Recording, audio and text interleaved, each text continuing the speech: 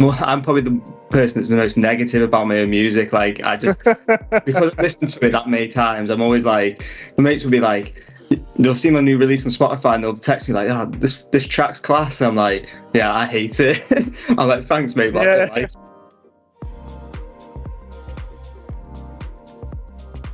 What's good, unknowns? Unknown Vibes is back with yet another video. Today I have something very special for you guys. As you know, I'm a relatively new producer. Over the past year or so, I put like hundreds, if not thousands of hours in, but still consider myself at the beginning of my career. And as you know, I also want to help you guys on your journey of becoming a music producer. And for that, I managed to get an interview with a man that I look very much forward to meet today for the first time. Chris Brooks is his name, guys.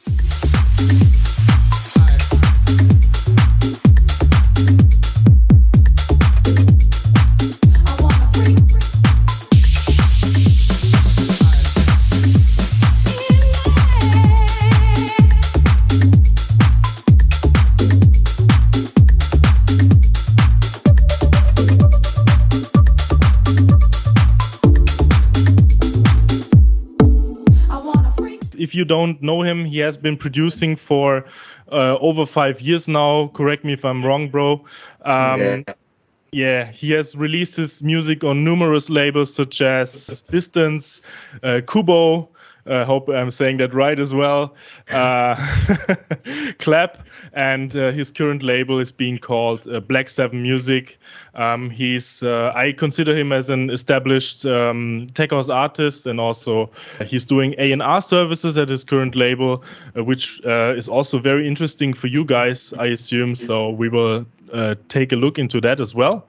So yeah, and his music's being played by the big fishes in the industry, let's say, guys like Jamie Jones, Joseph Capriati, you name it. Looking forward to talk about that as well in a couple of minutes. So first question, bro, how are you going? How's it going? Yeah, good, thank you. I've been on the podcast, been looking forward to it. So yeah, I'm good, thank you. Cool, man.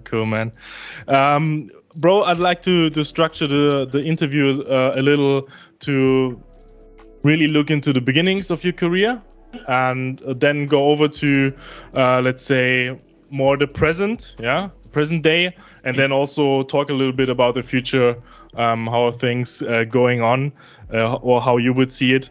And is that okay for you? Does that sound all right? Yeah, that's perfect. Yeah. Cool. Awesome. Bro, then first, how did you get into making music? By when did you manage to get your first release on a label? And what was the time that you actually felt confident to send demos out? And So I think originally I was actually into like EDM, like Hardwell, like even VG, like that sort of stuff when I was like 18, and then I'm 29 now. So and then I went to Ibiza for the first time when I was 19. Yeah. And basically I actually went to Amnesia for like an EDM night, and then I think a couple of nights after, I think that was on the Sunday, and on the Tuesday we were going to see Carl Cox at Space Ibiza because one of my mates wanted to go. And like I had listened to him before I went because like my mate was like, oh, I've got to go, and I was like, oh, it's dead repetitive, I wasn't really into it. And I went to Space, and like literally I didn't even have the money to be there. Like I had money for a ticket, I didn't have money for drinks because I didn't have a very good job at the time. So I was in there like pretty much sober towards the end of it. I was just like loving every second. So and then I literally came back from my beef, and I was like, oh, it's like I need to listen to more Carl Cox. And then like I got into like Hot Since 82 and people like that, and it just sort of spiraled from there. And then I was like, right, I want a DJ, so bought myself a little set of decks, so 150 quid. So I started DJing, and I was like, right, I need to buy a better set of decks because these don't really have much functionality. Like I don't even think you could like listen to. I don't think you could cue a track. Like it either played through the speakers or it played through the headphones. So it was useless. So then I got a pair of Pioneers on finance. It was like not an all-in-one mixer, it's still linked into your laptop. So I got that, started DJing, got a few gigs and stuff, and then like soon realized that really the way to get the big gigs to start making music. And then so probably about 5 or 6 years ago, started making music. Just got Ableton. I was actually using the free version that I got free with a MIDI keyboard, so I was using that. And then just self-taught mainly up until probably like last year, where I've started to get lessons off some more established artists or join some Discord groups and stuff. Just track walkthroughs and different like, tips that they've got that really help push my sound in the last year, especially.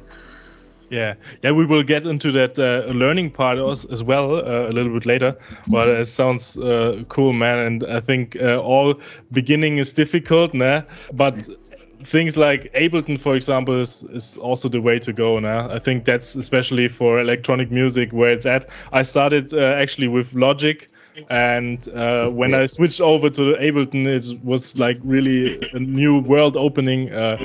Which song did you manage to get out as a first release? Do you remember? And how did you felt when the label got back and said, well, man? Yeah, it was on Ollie Records, and it was called Soundwave, and it was one of their VAs. And at the time, I was absolutely buzzing. I thought it was like the best track ever, and I listen to it now, I'm like, it's the worst track ever.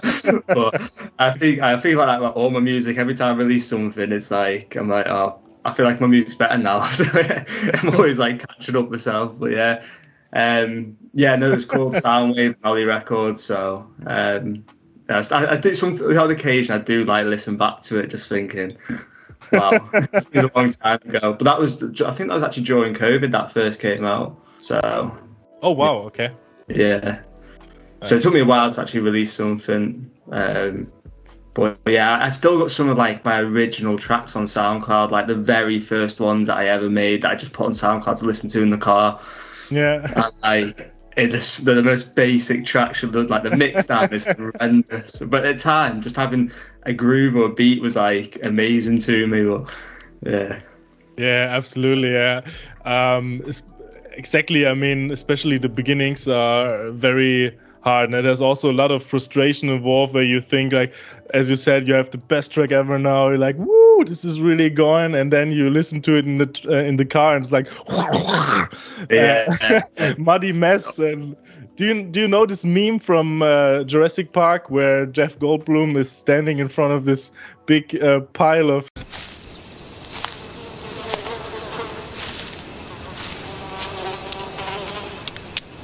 That is one big pile. That's basically it. That's yeah, even now, like sometimes I'm like listening to the track in the studio, I'm like, oh, I quite like this. And listen to it from my headphones, I'm like, yeah, it sounds alright. I listen to it in the car, and I'm like, what happened to it? Like, it doesn't sound similar at all. It's like a completely different track. I'm like, what has happened? So I go back in and like trying to mix it all down again. I'm like, nightmare sometimes. How did you get in touch with the first label? I assume that you approached them. And why would you recommend any new producer to get signed to a label anyway? Like, what is the advantage? Yeah, so Ollie Records, I knew a few people that have sort of released on that label. I actually sent it, like a rookie era, I actually sent it to 4 different labels because at the time I was just like, I didn't really think anyone was going to take it, so I thought I'd just get 4 rejections. But then 2 of them out of 4 actually said they'd have the track. So I didn't even reply to one label. I just give it to Ollie. So I was like, yeah. And then, but no, to be fair, in hindsight, like if I was to do everything again, I would probably actually wait longer to release my music and try and make it sound more like what I actually would play myself. Mm-hmm. Because I think I've definitely released too many tracks too early without necessarily being something I'd play myself, and that's what I do more now. I more make music that I would play, and I try and stick to that because then I feel like I build my own style a little bit more. But I think only send music out when the time is right, but it's just difficult to know when that time is, really, because every new track you make almost seems like the best track you've made. but is it as good as what is actually being released by the artist that you listen to? So you get some people with just like 2 or 3 releases, but on the big labels, and you get some other people with like 20 releases, but they're all on like small labels. So it just depends which route you want to take, really. Do you want to get the exposure where, one out of them 20 tracks might land, or do you want to try and wait a little bit longer and go for the bigger label where their promo list is going to be much better and their promotion in general is going to be much better, so there's more chance of a big artist playing that track because of the label it's signed to. Yeah, absolutely. Yeah. So in general, is music your full-time job currently, or are you still working like a regular 9 to 5 and hustling as a side hustle? Yeah. But to be honest, like it does take up a lot of my spare time, especially now because I feel like I'm getting like closer to where I want to be with my sound, and sort of tracks are coming together a lot quicker. I've got like a sort of basis for what I want them to sound like, a basis in template in Ableton, sorry. So I use that quite a lot, which makes me sort of get ideas down quite quickly. Yeah. But it's a side hustle really to try and make it. Absolutely, guys, get it. Ableton template. There's numerous resources on how to make it. You should absolutely do it to get your ideas faster together. How did your friends and family react to you making music? Like, was everyone supportive, or did you also lose some people on the way because they were, I don't know, like jealous, or just didn't think for this guy? This guy is cocky now. He's the producer now, like that, or didn't experience something like that? No, to be fair, like I'm probably the person that's the most negative about my own music. Like I just because I've listened to it that many times, I'm always like, my mates will be like, they'll see my new release on Spotify and they'll text me like, "Oh, this track's class." And I'm like, "Yeah, I hate it." I'm like, "Thanks, mate, but I don't like it." It's like it's doing better. But so no, but I've never really experienced like that. I'd hope no one thinks I'm cocky anyway, because like I say, like I'm always looking up at other artists thinking I wish I sounded like them, or just the way I am with it. But no, everyone's dead supportive, and then like a lot of my family, they're really supportive with it, but I don't really understand the music as much because it's not really their scene. It's quite difficult. It just sound like a kick and a clap, a bit repetitive, but no, they're always dead supportive and like sharing the stuff and whatnot. So awesome. But for me, it's the same. I also really cannot listen to my music almost when it's out. It's insane actually, but I wish I could. Honestly, I wish I could listen to it on fresh ears and just be like, I actually do quite like it, or I might still not like it. But I just like, that's why collabs can be quite good, because it's like a little bit, you don't listen to it as much, and maybe they might do the mix down, or Yeah, absolutely. Yeah. But that's also what makes you better, I believe. Yeah, because you always think like, man, I would do this differently now. It's always, and even if it's only a week, you already have evolved so much more, I think. This is a natural process, I think, also of improving. Yeah. And how long do you think it takes in general to get good at music production? I know it's a kind of difficult question because it's very subjective. Some people might take up things quicker, others take longer, others have less time, others more. But in general, how do you think, how long would it take to put your music to a level where it can compete, so to say, with bigger? I think so. The time frame would depend on how much time you're spending in that time frame. If you see what I mean, like if you spend 2 hours a night for a year, then you're probably at the end of that year going to be quite good. But if you spend like, I don't know, 2 hours a week instead of 2 hours a day, then you're probably not going to be. There's not enough time really. But I think like you should be able to make good music in 2 to 3 years. But obviously, like it does depend how much time daily or weekly you're spending on making music, and definitely. So I think it does just vary, But I'd say like two years would be a good barometer. Okay. Well, how did you learn it? What was the best resource? You said in the beginning that you also got some lessons or some mentoring, let's say, by some more established artists even. But what do you think is the best learning resources? So how did you start out? So I basically just self-taught. I was looking on YouTube videos and just things I was unsure of. Like I remember, like I don't know if you've ever seen it, the Max Chapman video on YouTube about he makes make drums like Max Chapman. I think it was a magazine that put the video on YouTube, but that's the first video that I ever watched. Okay. And it's basically him making like a real simple groove, and like it doesn't even put a bass with it. So I was stuck with like this groove, and then I was like, right, I'm missing something. I was like, right, it's the bass. I was like, how does Max Chapman make his bass? But he hadn't done a video about bass, so I was looking for people to try and find out like how to make a good bass line, which is like the most commonly searched thing in the world, isn't it? How to make your bass line. So yeah, that was mainly at the start, was just self-taught YouTube videos, doing things wrong, just trying different things. But I think getting lessons probably would have helped me earlier, maybe just to skip a little bit of that. Yeah. When someone could just, say, give me feedback on my track and say, you're doing this, this, and this wrong. You need to change this. This is how we do it. Instead, I was like a lot of trial and error, getting annoyed with myself and stuff. But yeah. But I think it's also been positive for me to have those lessons when I feel like I've actually got quite close to where I want to be in terms of my sound as well. So now I'm more adding like the final touches and making things like a little bit more complex and adding that extra little bit of detail. Because like I do feel like the music that I make is there's like the drums, there's like a lot to them, like mixing them down, it's quite difficult, and trying to get that like fullness within your drums, but trying to make that groove and not make it sound too messy. It is quite difficult. I know some other people have made like big tracks with like sort of like a melody that's really catchy, a vocal that's catchy, and then the rest of it's quite simple. Yeah. So yeah, I think it depends what sort of style of music you're making as well, really. Yeah, absolutely. Yeah, I think your music, we will talk about your music in a couple of seconds, but I think your music is very groovy, very drum heavy, as you also said. Yeah. Very energetic. Yeah, very energetic, man. Yeah, and I think when I was looking for videos, like there wasn't a lot on that style of music. Like all the videos that I was watching, I was taking tips from them, but they weren't showing me how to make the music, like the sound that I wanted. Yeah, because a lot of the artists that make them sort of similar type of music to me, they're not like massively established. Like the biggest ones are probably Tommy and Kesh, which I think they're like the pioneers for that sort of sound.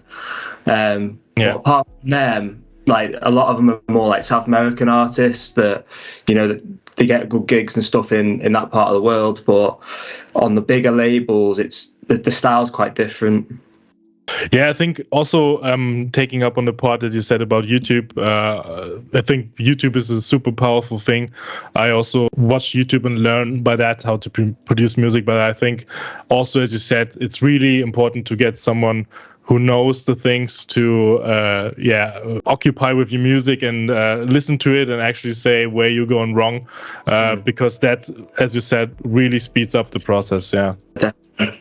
Yeah, feedback can be a massive thing, like feedback, and also playing. So say you're at a party with your friends, like when you're first starting out, you've made a few tunes, maybe just put your track on in the middle of other tracks. And if someone says like, oh, what track's this? Then you know that like it's a good track. And if you send a track to your mate, and like they're probably going to say, oh yeah, that's nice, that mate, even if it's like, you probably think, that's not big. But they don't want to hurt your confidence.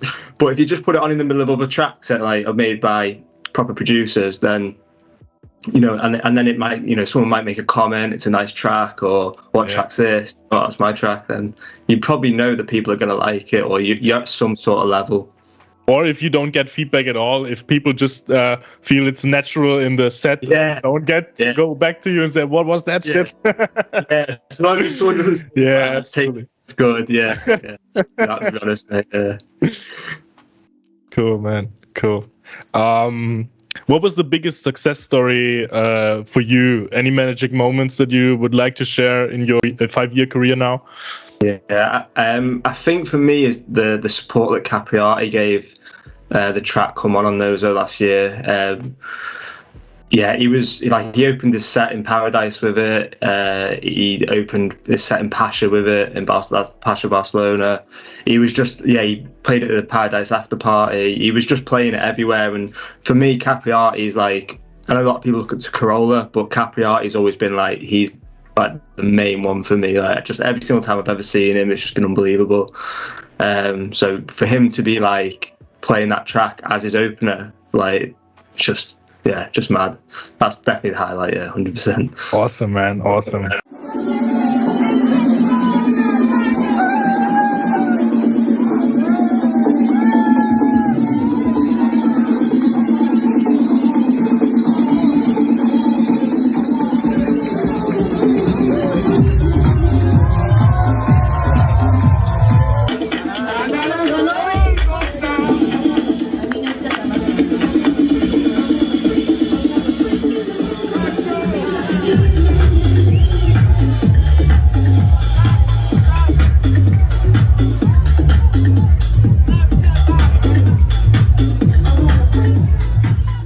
I can only imagine how that must have felt, and it's absolutely crazy, man. It's I would be super pumped as well. Yeah. Were you at the party as well there, or? No, unfortunately, I was actually in IB for the week before, so I was at Paradise in Amnesia the week before he was playing it. So I'm like, well, funnily enough, so it was out on Tommy and Kesh's label, and Tommy and Kesh were actually there at the party, so they actually managed to get the videos, which was quite cool. So yeah, we had good videos from like every angle of it. So no, it was good. Awesome, man. Awesome. Cool. Let's talk a little bit about the present day, especially your task as an A&R. Yeah. Could you tell me quickly what an A&R does, even just to describe it a bit? Yeah, so essentially, like, listen to demos, like pass them on to the label managers, and just do sort of everything else really that's required of them in terms of helping run the label. Almost like a little bit like an assistant, really, I suppose. But one way of putting it. But yeah, like luckily I know Rodder, Mike and Dave, the owners of Blackseven, like personally, we live not too far from each other. So that's sort of how it all came about. But yeah, no, essentially I just listen to demos, help out with anything that needs helping out with the label.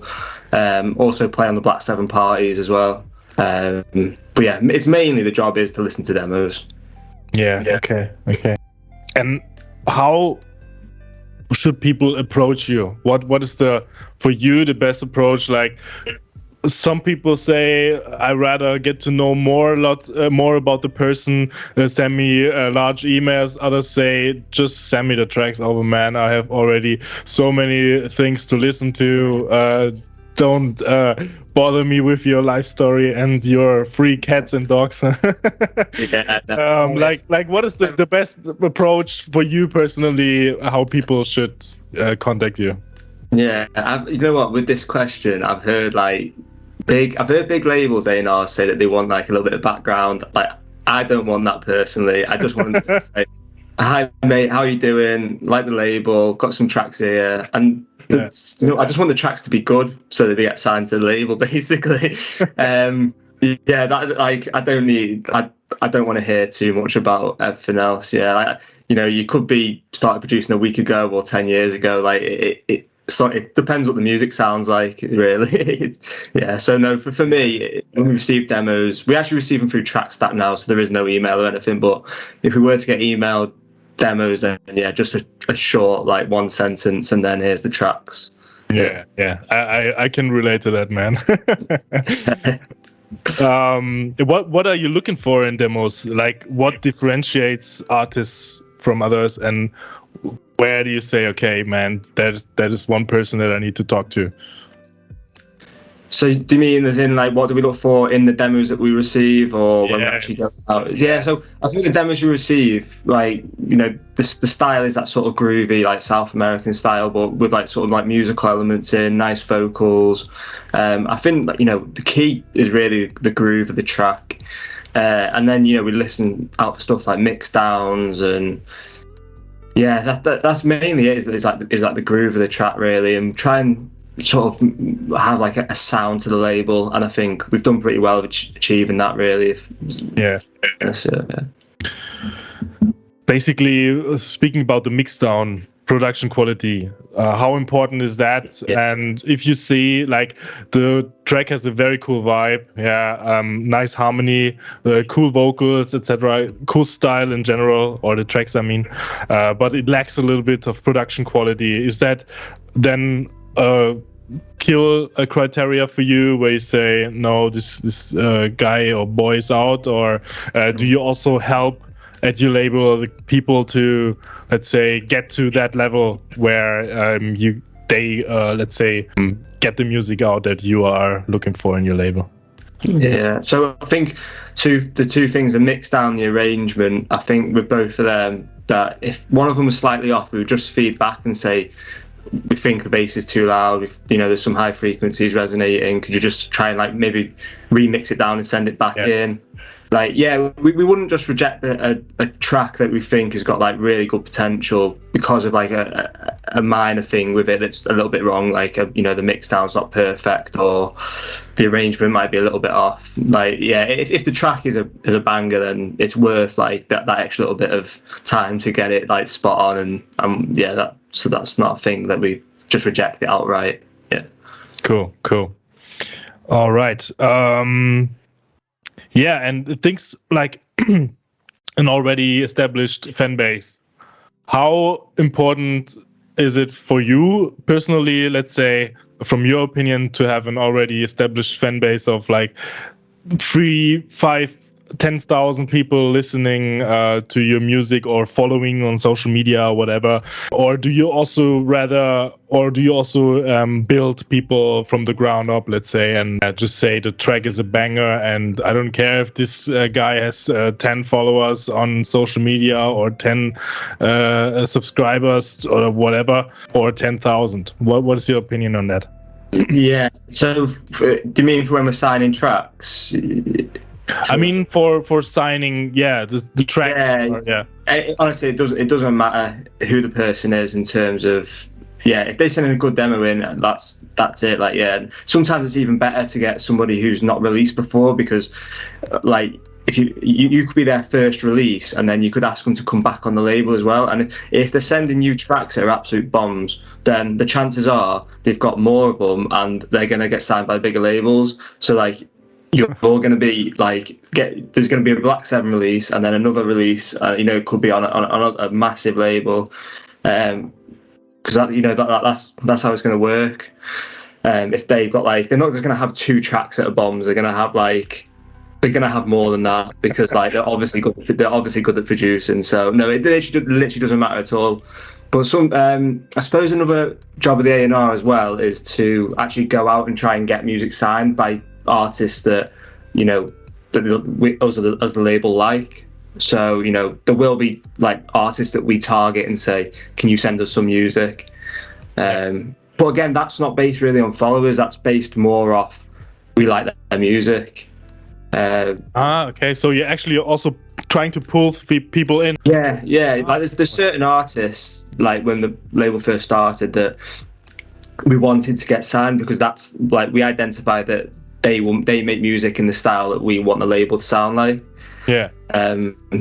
So like I remember, it's always one of the standout EPs, but like when I eventually became A&R for Blackseven, there's like Cosmin Horatio was like an artist that I'd listened to a lot of, and I just popped him over a message on I think it was Facebook, and was like, hi mate, can you A&R for Blackseven, here's the links to the label, have you got any unsigned tracks? And he sent me over No Diggity and Yayo.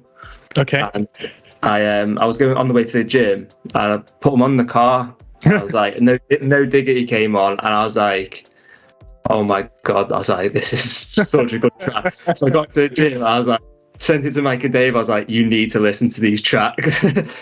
Unfortunately, they were signed in lockdown, so it was a bit of a weird period because we were still releasing like loads of good music, but it maybe didn't get the traction it would have if it was released outside of COVID because no one was playing. But it's still probably it's still up there, the top 3 Blackseven releases to this date. But yeah, Cosmin's it's like with Cosmin, he's just an unbelievable producer. He's one of the best about, and yeah. So, but no, it was just such a good EP. So yeah, so some people, like, I'll either say to Mike and Dave, like, I'm liking this artist, so I'm gonna message them, or I'll just message them off my own back sometimes, or I'll say to Mike and Dave, which artists would you like on the label? Make a list and just fire out messages to them and just see if they want to send some unsigned stuff in. And COVID in general, you mentioned it now several times. How was that for you and your label in general? Yeah, so the label was at sort of in its infancy then. So yeah, to be honest, we smashed it through COVID. We were just trying to make sure that when we came out of COVID, that it was in the best position possible. Yeah, I think we did that. I think by the time we came out of COVID, it was like people were respecting the label and it was pretty established in that sort of genre of music. And for me personally, like, yeah, it gave me the time to like make just loads of music and really. Yeah. It was a bad thing because of the gigs and obviously all the other reasons it was bad, but it was a good thing that it actually gave me time where, you know, I didn't have anything else on. It was like the only thing I could do really, that and play Call of Duty. But yeah. Warzone COVID is a good time. Yeah, absolutely. I remember that as well. But yeah, no, so yeah, Warzone COVID, onto Ableton, back to Warzone, back to Ableton. Yeah, and go for my 1 hour walk around the block. It was the grind, yeah. Yeah, that was literally the grind for like a year. Yeah, I think it's actually it's good that you mention it. It's also the time was what you made out of it, you know. So there's many people who went really into depression and stuff, and really screwed up their life, and there was many people who spent like time in the man cave, bat cave, for lack of a better term, or whatever, learn a new skill in that time. So yeah, I think it's always what you made out of it. Yeah. So, but similar, very similar grind. Yeah, I would say. Yeah. How do you build a fan base actually? Yeah, like it can be really frustrating where you really worked hard on something and then you cannot really get people to listen. So how did you build a fan base? And I heard also, for example, Instagram's algorithm is quite screwed up nowadays, so it's hard to grow apart from making reels, etc. if you're not established. So how did you build your fan base? Yeah, so I think I could definitely probably do better on sort of the reel front and like the constant Instagramming, but I think what I've been quite good at is the sort of like networking a little bit on Instagram. Like I'm a member of some DJ groups on Insta where, you know, when we post, like we put it into this group and then everyone comments on your post and stuff. And we've had a group for like 2 years as well. That was created like sort of in the middle of COVID. There was some like producer friends from abroad, like Rob Stillikens. Yeah, who else is in it? There's quite a few people in it. Like Mike and Dave are both in it from Brother. Okay. Yeah, there's tons of people in it, but yeah, that's been quite cool as well because we were all talking and sharing tracks and stuff. So. Cool. Brother, are they the founders of Blackseven Music, or are you also a member of the founders? Let's say. No, so they're the founders. It's completely theirs, and then I'm at A&R for the label. Yeah. Okay. Well, like Mike and Dave are my mates as well as doing the label together. So. Yeah. Okay, bro. Then let's talk a little bit about the future. I know it's a quite cringy question. It's always asked in every job interview. But where do you see yourself, let's say, in 5 years from now? And who is Chris Brooks in 5 years? Hopefully a touring DJ. That's my ultimate goal. Festivals, touring, getting the biggest releases. Yeah, like hopefully I want to get to the point where I'm releasing like 2 or 3 times a year, and like my back catalogue of music's pretty good and pretty big. And yeah, to be full time really with it. Hopefully one day. That's essentially. I think it's a pretty boring answer, standard answer, but that is the case really. I do enjoy making music, so like I think whether I ever made it like big time or not, I think I'd probably always make music, maybe just like a little bit less, or yeah, and also hopefully with the Blackseven as well, like we'll be doing international parties. You know, the label will just continue to grow.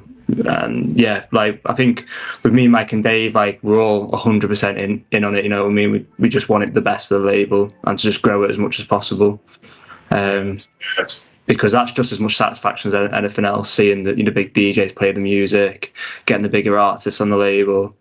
So yeah, I think the label, we try and make everything as like professional as possible. So I know some of the experiences I've had with labels where they don't send you your masters, they don't send you like your videos. It's just a bit shoddy. Whilst with Blackseven, we try to make everything like, you know, like a welcome letter for when people get signed, like send all their like promo stuff to them. Just try and make it feel like their release actually means something, and it's not just like we're just chucking releases out for the sake of it. Yeah, like giving it a personal note, I think.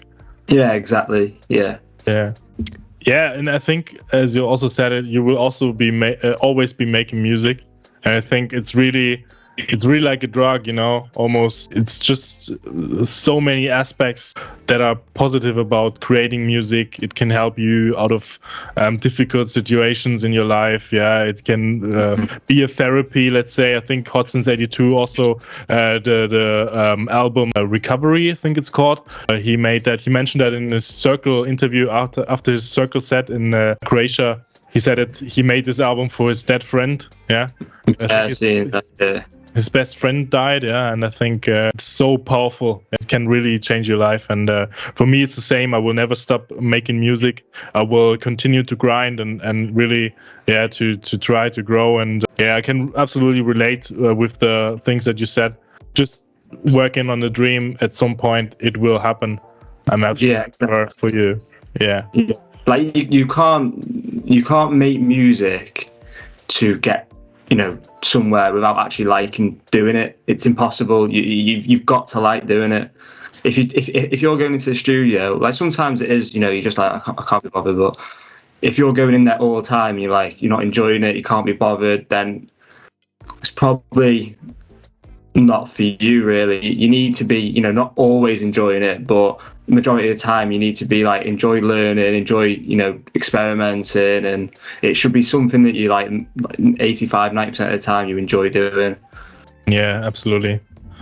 And taking it on to a more narrow scale, what do you want to achieve this year? What is the 2023 for Chris Brooks?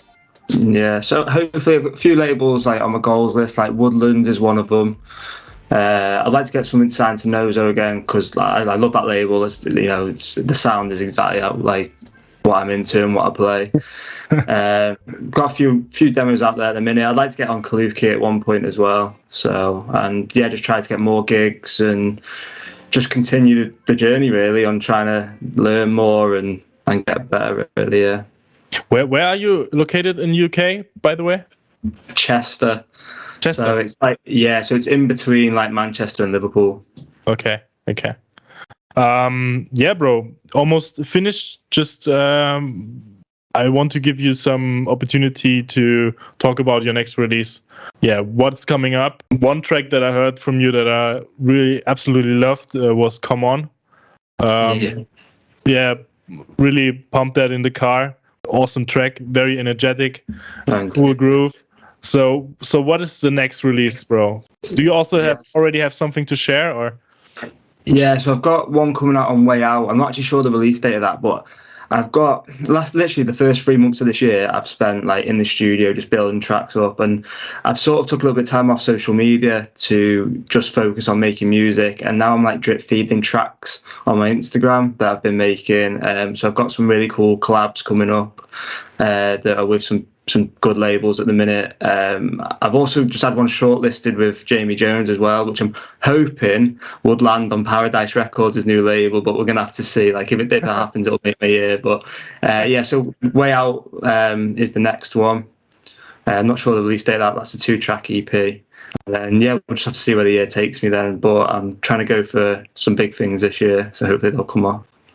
Cool, bro. And I wish you the best luck and success for that thing. I saw that Jamie Jones story on Instagram, and it's really keep pushing, bro. Keep pushing, absolutely, man. Thank you, mate. I appreciate it.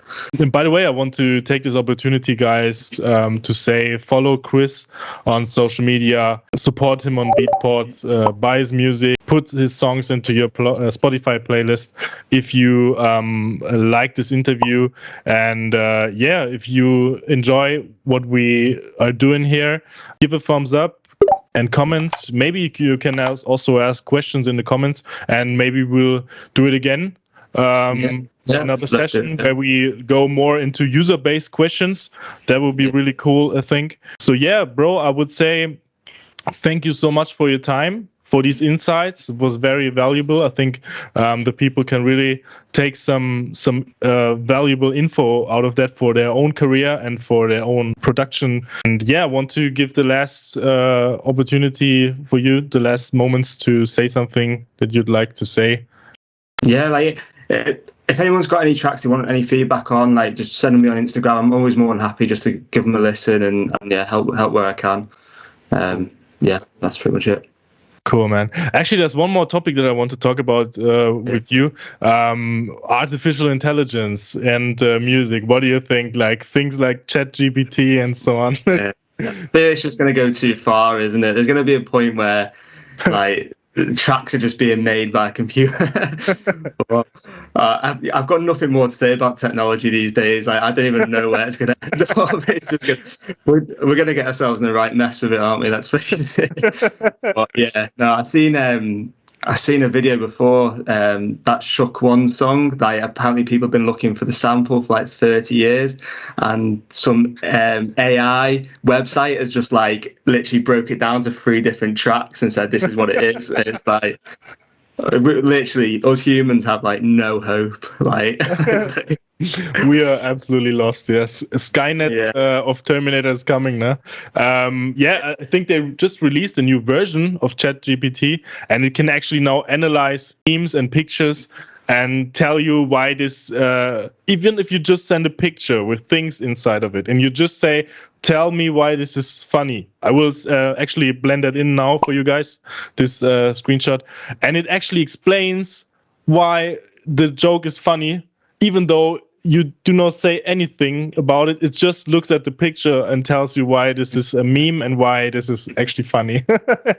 It's just, honestly, we are going to get ourselves in a right mess.